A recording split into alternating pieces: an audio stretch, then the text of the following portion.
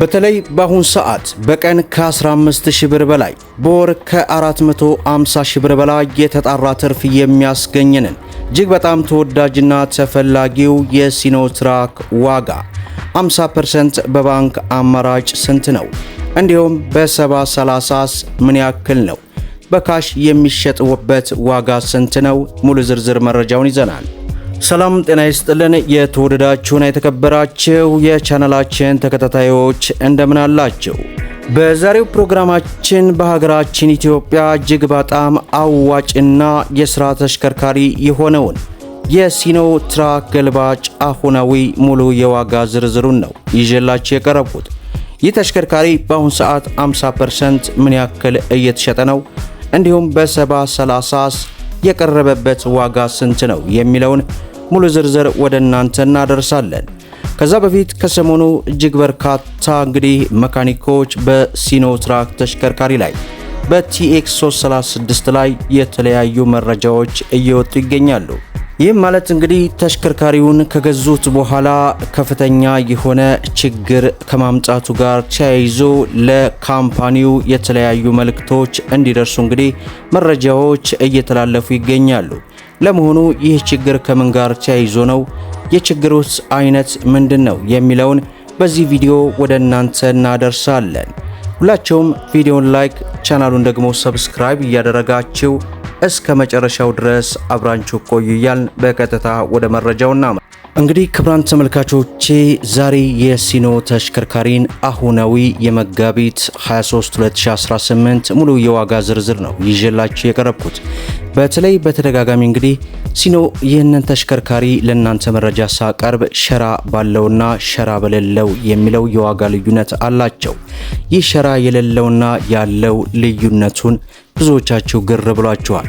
ሸራ ያለው ማለት ራሱን በራሱ አውቶማቲካሊ የሚያለብስ ሲሆን ሸራ የሌለው ግን እናንተ ሸራ ገዝታችሁ ራሳችሁ የምታለብሱበት መንገድ ነው።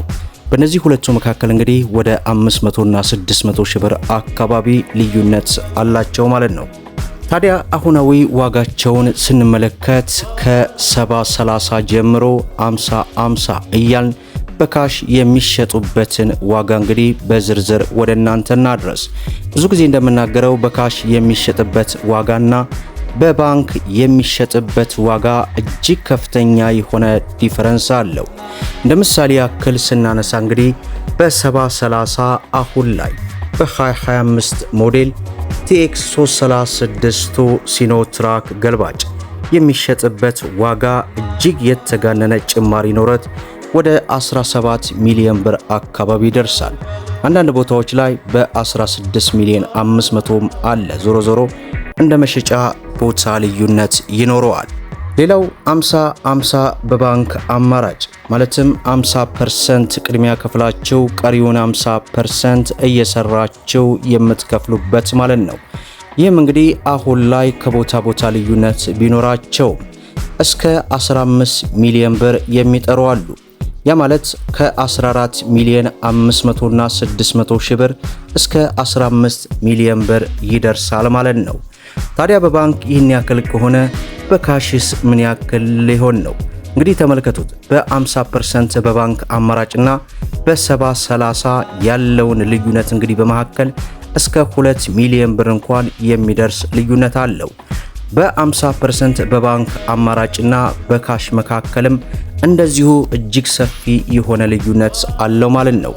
በካሽ የሚሸጥበት ዋጋ ስንመለከት ከዚህ በፊት እስከ 13 ሚሊዮን 600 ሺህ ብር ደርሶ የነበረ ቢሆንም አሁን ላይ በመዲናችን አዲስ አበባ የመኪና ገበያ ከመቀዛቀዙ ጋር ተያይዞ ከቦታ ቦታ ልዩነት ቢኖራቸውም ከ12 ሚሊዮን 900 ሺህ ብር ጀምሮ እስከ 13 ሚሊዮን እየተጠራ ወይንም እየተሸጠ እንደሚገኝ በ2025 ሞዴል ቲኤክስ 336 ሲኖትራክ አሁናዊ ሙሉ የዋጋ ዝርዝሩ ይህን ይመስላል። ሌላው ከሰሞኑ እጅግ መነጋገሪያ የሆነው በተለይ መረጃ ወዲያው እንደወጣ ከሳምንት በፊት በትንሹ ቻናል ላይ ሰርቼ ነበረ። ምናልባት ያላያችሁ ካላችሁ እዚያ ላይ ሰርቻለሁ። በርካታ መካኒኮች ከሰሞኑ በዚህ TX336 ሲኖትራክ ገልባጭ ላይ እጅግ ከፍተኛ የሆነ ችግር እንዳለበት እየገለጹ ነው።